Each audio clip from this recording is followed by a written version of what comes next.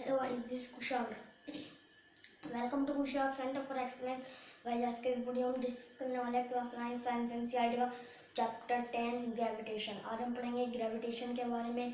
चलिए तो देखिए, हमने 8 और 9 चैप्टर में क्या डिस्कस करा था, मोशन के बारे में। हमने पूरा मोशन कवर कर लिया, फोर्स के बारे में पढ़ा था। अगर फोर्स नहीं होगा तो मोशन भी नहीं होगा। हमने रेस्ट के बारे में पढ़ा था, कैसे ग्राफिकल रिप्रेजेंटेशन होती है मोशन की। हमने पढ़ा था फोर्स के कितने टाइप होते हैं और मोशन के कितने टाइप होते हैं, ये पढ़ा था। यूनिफॉर्म मोशन और non uniform motion, speed, distance, ये सब चीज़ें हमने पढ़ी थी। Laws of the motion, first laws of the motion, second law of the motion, third law of the motion, conservation of monument, ये सब हमने पढ़ा था 8 और 9 चैप्टर में। सो गाइस देखिए, इस चैप्टर में हम पढ़ने वाले हैं ग्रेविटेशन के बारे में। तो देखिए, फर्स्ट पढ़ेंगे हम ग्रेविटी एंड ग्रेविटेशन। अब ग्रेविटी क्या होती है समझ लेते हैं। कि अब कि सर न्यूटन अब वो सोच रहे थे कि मैं पेड़ के नीचे बैठा हूँ। तो क्या करा, ऊपर पेड़ के नीचे बैठे थे, पेड़ से एक एप्पल आके उनके ऊपर गिरा। सो वो क्या ये सोच रहे थे ऐसा, पर वो सोच रहे थे, पर वो थे अपनी एक स्कूल की विंडो में थे, विंडो से देख रहे थे कि एक एप्पल गिरा। सो जब एप्पल गिरा तो उन्होंने सोचा कि ये एप्पल लैंड पर ही क्यों गिरा, या इस लेफ्ट साइड में क्यों नहीं गया, राइट साइड में क्यों नहीं गया, या तो फिर और स्काई में क्यों ही नहीं गया। सो उन्होंने ये सोचा, जब लैंड पर गिरा तो इसे कहते हैं हम ग्रेविटी। और लैंड पर कैसे गिरा, क्योंकि अर्थ क्या कर रही थी, अर्थ का सरफेस, अर्थ लैंड सरफेस जो था उसे अट्रैक्ट कर रहा था, और एप्पल भी अर्थ लैंड सरफेस को अट्रैक्ट कर रहा था। जब फोर्स ये क्या कर रहे थे, अट्रैक्ट कर रहे थे, फोर्स लगा रहे थे। सो इसी को हम कहते हैं gravitation.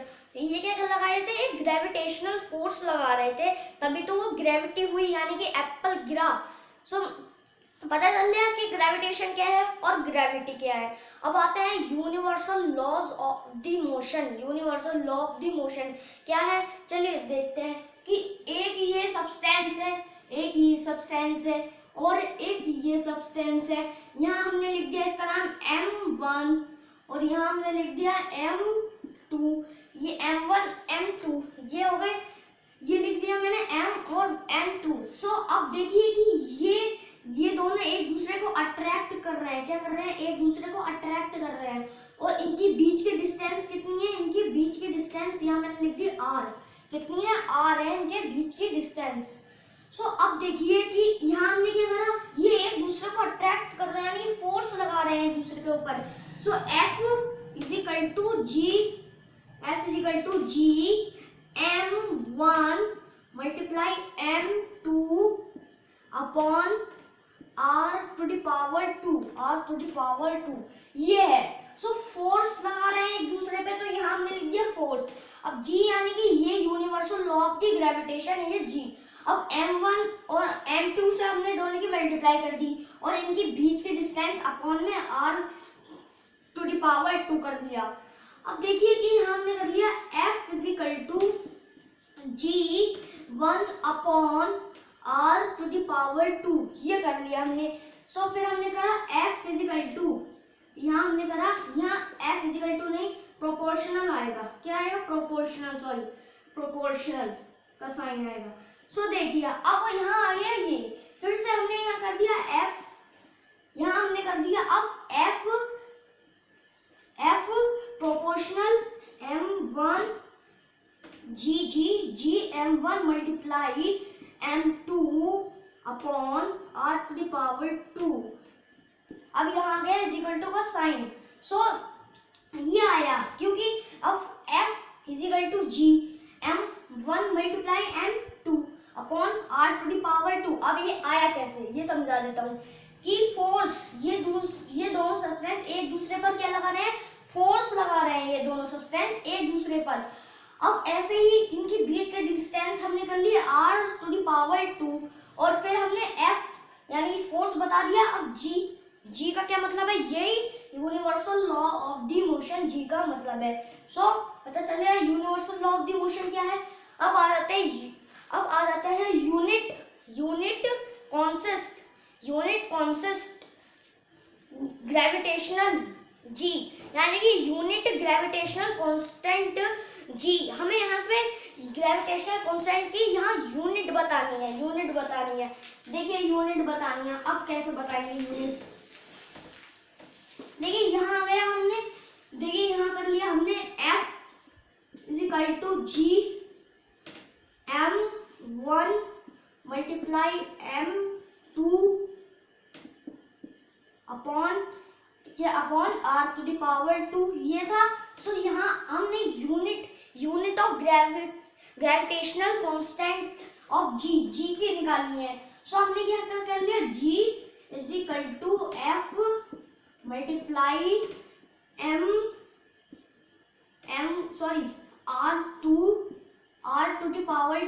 Upon M1 multiply M2। So ये कर लिया, ये होती है unit gravitational constant of G की। अब value of gravitational constant G, value, अब हमें वैल्यू निकालनी है। सो यहाँ देख लीजिए, हम यहाँ कर लिया हमने वैल्यू जी की निकालनी है। तो यहाँ हमने M1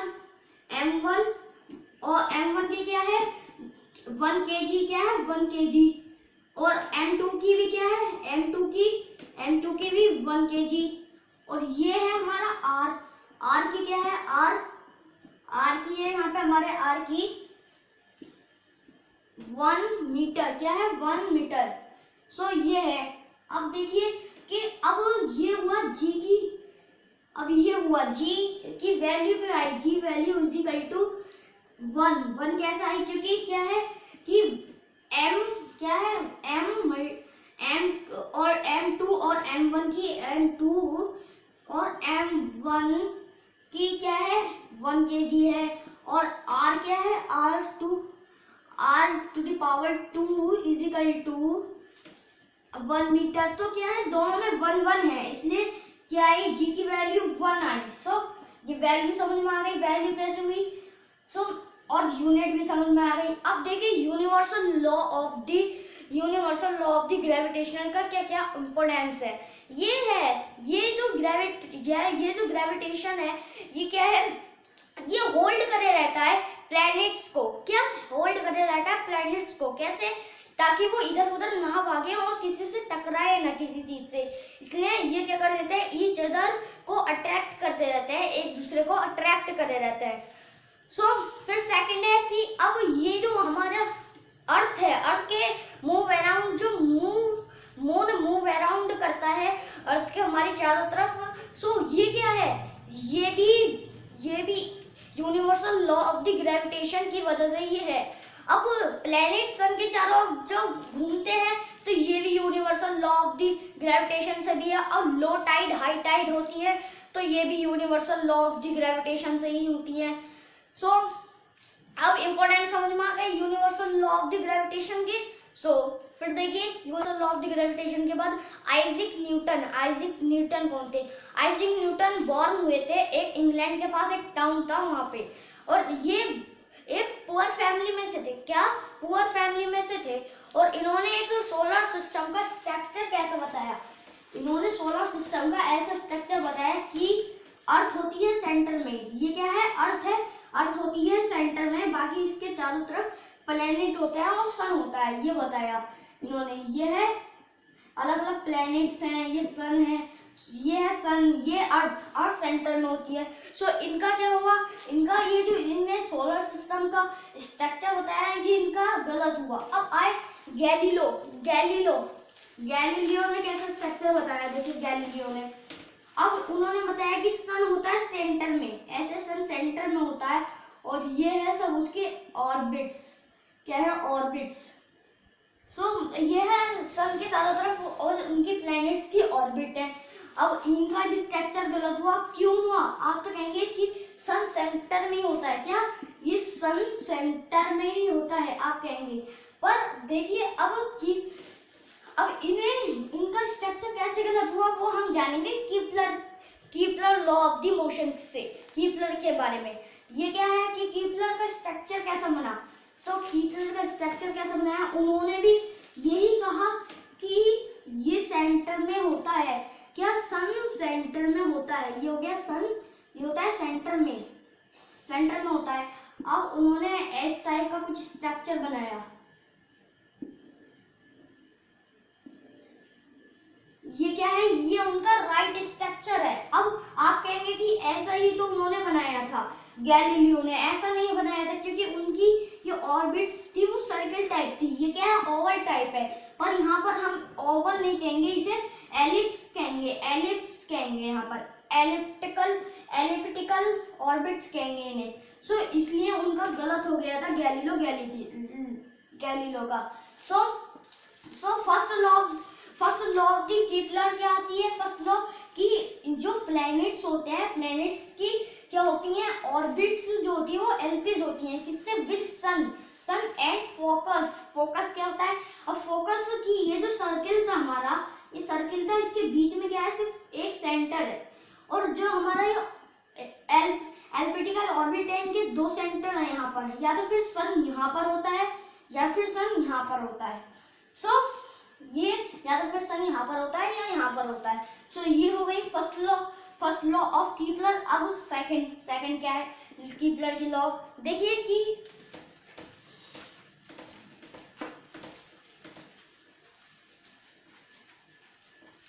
ये बना दिया हमने सन, यहाँ पर बन गया ये सन, ये बन गई एक प्लैनेट की ऑर्बिट।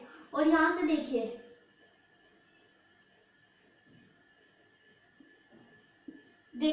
अब ये क्या है, ये बी है, ये ए है, ये भी क्या है, ये बी है, ये ए है। सो ये है यहाँ से। अब ये हमारा प्लैनेट है, ये हमारा प्लैनेट है, प्लैनेट गया ए से बी, फिर यहाँ से चलते हुआ आया, सो यहाँ आ गया ए पे, फिर ए से बी, फिर ऐसे ही वापस चले गए ऐसे। सो ये होती है सेकंड लॉ ऑफ कीपलर। अब इसमें हुआ क्या है कि ये जो ए टू बी है, या वाला ए टू बी जो है, यहाँ हम ए टू बी की जगह हम एक्स वाई कर लेते हैं। क्या कर लेते हैं, एक्स वाई। ये ए टू बी जो है और एक्स टू वाई जो है, इनका जो टाइम ट्रेवल है वो क्या है, सेम है। कैसे सेम है कि इन्होंने क्या करा, 5 मीटर पर सेकंड करना था, इन्होंने 5 मीटर पर सेकंड क्या 10 सेकंड में। अब इसने करी, जब सन से दूर होता है प्लेनेट तो रिवॉल्व क्या करता है, धीरे करता है, आराम से करता है। जब सन के पास आ जाता है तेजी से करता है। इसलिए यहाँ पर इन्होंने करा इतना और इन्होंने करा इतना, 10 मीटर पर सेकेंड 10 मीटर इन्होंने 10 सेकंड में 10 मीटर करा। पर टाइम ट्रेवल उतना ही है दोनों का, या तो फिर इन्होंने 10 मीटर करा तो 11 नहीं हुआ, इसलिए क्या है 10 ही है। सो ये टाइम ट्रेवल एक है। सो इसलिए क्या हुआ, ये ए टू बी और एक्स टू वाई क्या है, सेम है। अब थर्ड लॉ ऑफ कीपलर क्या है, जो क्यूब मीन्स ऑफ डिस्टेंस, ये क्यूब मीन जो है इसका मतलब क्या है, डिस्टेंस, क्या है, डिस्टेंस है। अब देखिए फ्रॉम द प्लेनेट टू सन से लेकर प्लेनेट के डिस्टेंस क्यूब मीन्स है इसका। अब ये जो third law of the motion है, ये यूज करी जाती है किसके लिए, ये ग्रेविटेशनल फोर्स के लिए, अट्रैक्शन के ग्रेविटेशनल फोर्स के लिए third law of the motion क्या यूज करी जाती है। अब ये जो मोशन होता है, ये जो प्लैनेट में मोशन होता है, ये कैसा प्लेटनरी मोशन होता है, कैसा प्लेटनरी मोशन होता है। अब लॉ ऑफ द कीपलर समझ में आएगा और आइजैक न्यूटन भी समझ में आ गया। सो फिर आते हैं हम, इसके बाद आ जाते हैं हम फ्री फॉल क्या होता है। देखिए फ्री फॉल क्या होता है, जब हमने एग्जाम्पल लिया कि हमने यहाँ से एक स्टोन है, क्या है, एक स्टोन है, स्टोन को ऊपर से हमने नीचे फेंका, सो वो यहाँ आ गया स्टोन। सो इसी को हम कहते हैं फ्री फॉल, यानी कि जब कोई भी सब्सटेंस ऊपर से नीचे गिर रही है, ऐसे थोड़ी है कि स्टोन ही गिरेगी, या कैसे भी कोई भी चीज सब्सटेंस गिर सकती है। जैसे यहाँ पे एक ह्यूमन है, ये ह्यूमन स्काई में से गिर गया, सो यहाँ आ गया। सो ये कोई भी चीज ऊपर से जब नीचे फ्री फॉल नीचे गिरती है ऊपर से, तो उसी को हम फ्री फॉल कहते हैं। अब देखिए यहाँ पे फ्री फॉल में जो इक्वेशन होती है, हम क्या करते थे, v इजिकल टू टी करते थे हम u प्लस टी, और यहाँ पे s is equal to ut plus half a t to the power 2 ये, और फिर क्या करते थे 2as इज इक्वल टू क्या करते थे v to the power 2 minus u to the power 2 ये करते थे। अब यहाँ पर क्या आ जाएगा, यहाँ पर s is equal to h और a is equal to g यहाँ आ जाएगा। सो यहाँ पर कैसा फॉर्मूला आएगा, v is equal to u plus t ही आएगा। यहाँ आ जाएगा h, यहाँ आ जाएगा h is equal to u t plus half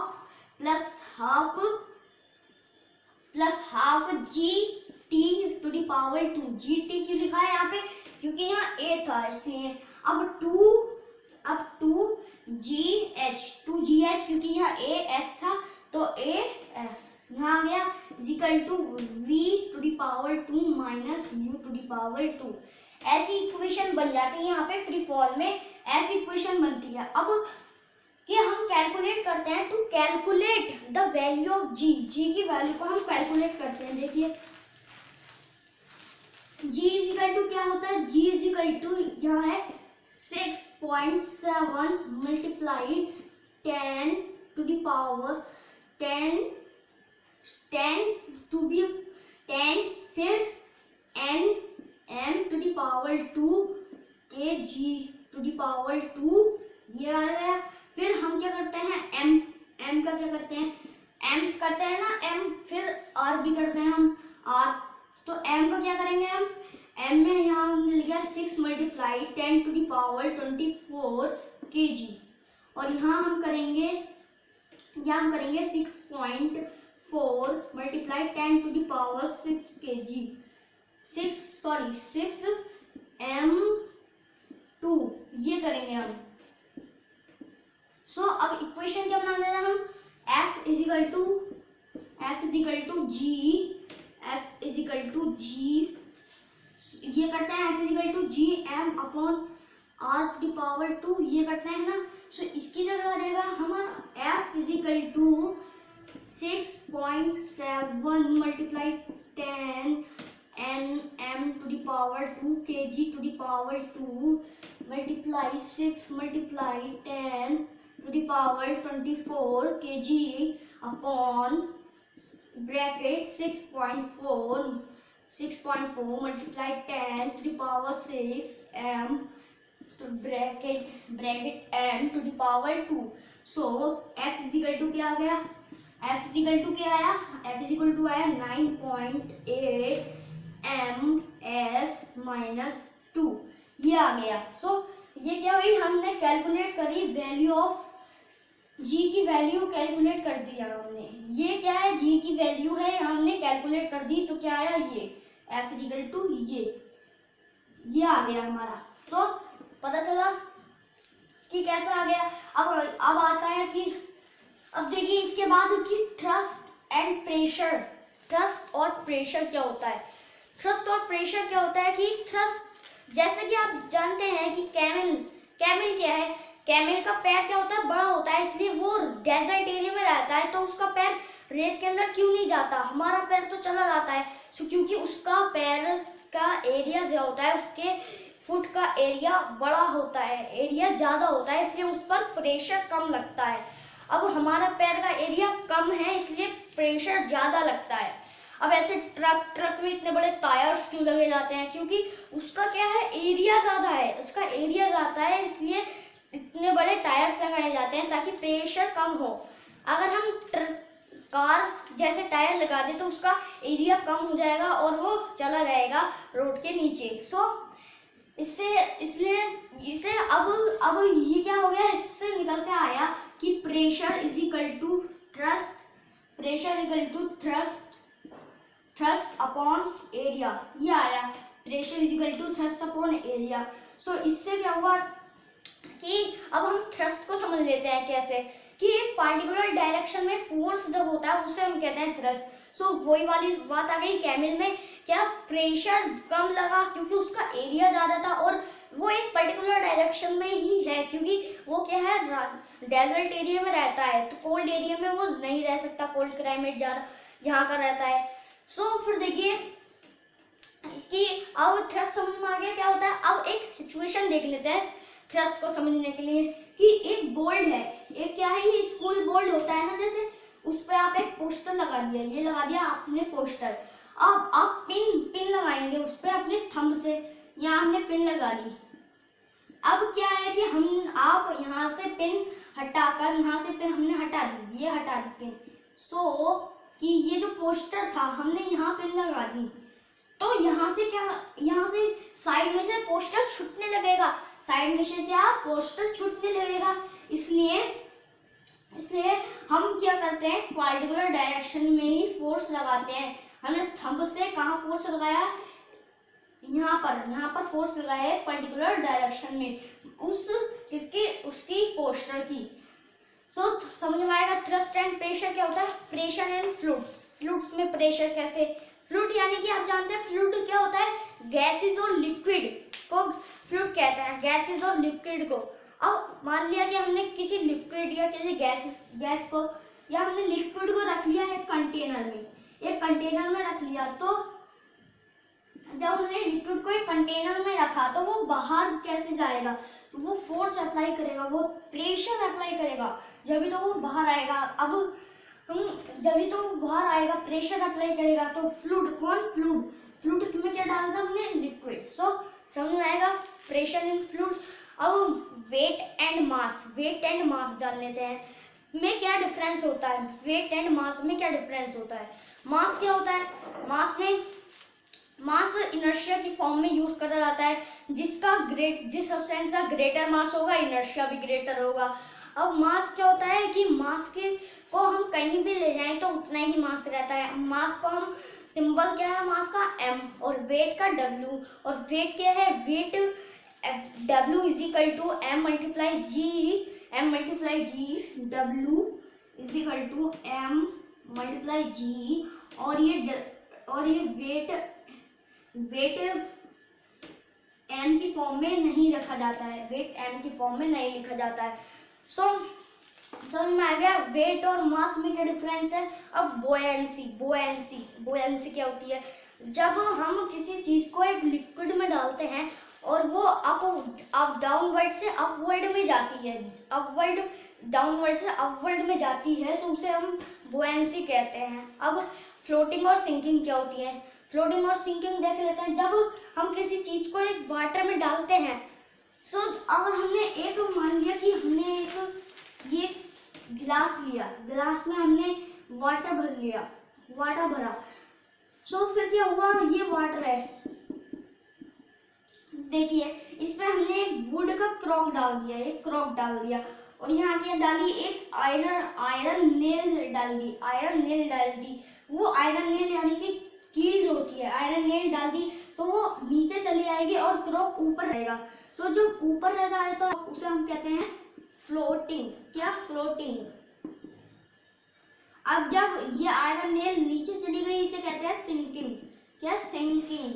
अब क्यों चली गई आयरन नेल नीचे, क्योंकि इसका क्या था, मास ज्यादा था और इसका मास कम था, इसलिए ये ऊपर ही रह गई वाटर के हिसाब से। सो समझ में आ गया फ्लोटिंग और सिंकिंग क्या है। अब आते हैं फ्लोटिंग और सिंकिंग के बाद आर्किमिड्स प्रिंसिपल क्या है। आर्किमिड्स प्रिंसिपल में देखिए, वो आर्किमिड्स प्रिंसिपल की theory of Archimedes principle. First is who was Archimedes principle? Archimedes principle was Greek scientist. Archimedes principle was Greek scientist. It was designed ships and submarines. क्या, submarines. Lactometer which are used in determine the purity of milk, and hydrometer are used in determining liquid is based on this principle. So Archimedes principle has theory Archimedes theory. So Archimedes theory को जानने से पहले हम एक activity करते हैं। Activity was कि water, ये क्या है, वाटर। वाटर में हमने जैसे यहाँ पे आयरन नेल्स ली थी, क्या आयरन नेल्स ली थी। सो और and cork wood, cork of wood. So iron nails sink and cork floating. So अगर हम यहाँ से आयरन नेल्स हटा दे, आयरन नेल को हमने हटा दिया, so cork upward, but we apply force तो सो क्रॉक डाउनवर्ड इन वाटर। जब हम फोर्स अप्लाई करेंगे इस पर तो डाउनवर्ड में आ जाएगी, वाटर के नीचे आ जाएगी। हमने फोर्स अप्लाई जब करेंगे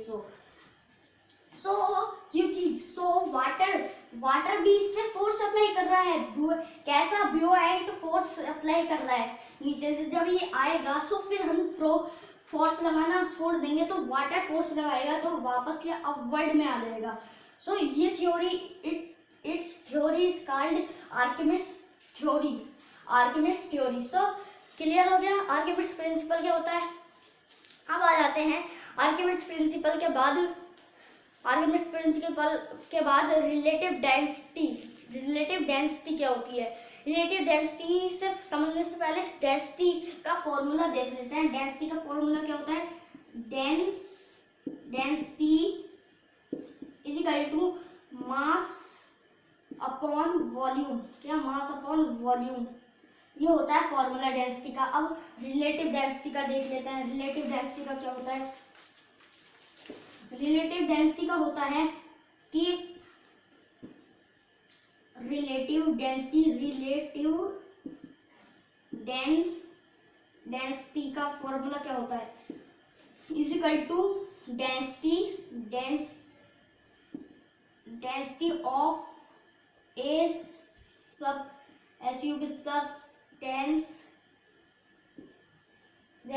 सब्सटेंस अपॉन डेंसिटी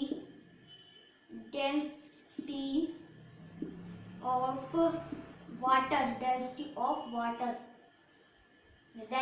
वाटर। ये होता है फॉर्मूला रिलेटिव डेंसिटी का कि relative density is equal to density of a substance upon density of water. यानी कि किसी भी सब्सटेंस की डेंसिटी और किसी भी सब्सटेंस और डेंसिटी ऑफ वाटर की डेंसिटी। सो यहाँ हमने ले लिया वाटर की डेंसिटी में 1 और यहाँ हमने ग्लाइसरीन ले लिया। ग्लाइसरीन की कितनी होती है, 1.26। सो यहाँ पे क्या है, ये सब्सटेंस क्या है, इसकी डेंसिटी ज़्यादा है, इसलिए वाटर में जब हम इसी ग्लाइसरीन को डालेंगे तो क्या हो जाएगी, सिंक हो जाएगी। सो सुन में गया। पर देखिए इसके बाद हम ले लेते हैं कि सिल्वर और वाटर की डेंसिटी हमने ले ली, वाटर की डेंसिटी ले ली 10⁻³ m। और सिल्वर की कितनी ली, सिल्वर के लिए हमने 10.8 इतनी ली। सो इस पे हम क्या कर रहे हैं, इसकी एसआई यूनिट बनानी है। एसआई यूनिट तो हम क्या कर देंगे कि सिल्वर की डेंसिटी को इससे मल्टीप्लाई कर देंगे। यहाँ हमने कर दी मल्टीप्लाई। सो ये हो गई एक एसआई यूनिट, ये एसआई यूनिट निकल के आ गई इन दोनों की। सो ये होती है रिलेटिव डेंसिटी समझ में आ गया। सो इस चैप्टर में हमने क्या पढ़ा, ग्रेविटेशन के बारे में। सो चलिए कि अगर आपको वीडियो अच्छी लगी तो प्लीज़ ज़्यादा से ज़्यादा लाइक करना, शेयर करना, कमेंट करना और बेल आइकन दबा देना। मेरे चैनल कुशांक सेंटर फॉर एक्सीलेंस को सब्सक्राइब करना। मिलते हैं नेक्स्ट वीडियो के साथ, बाय।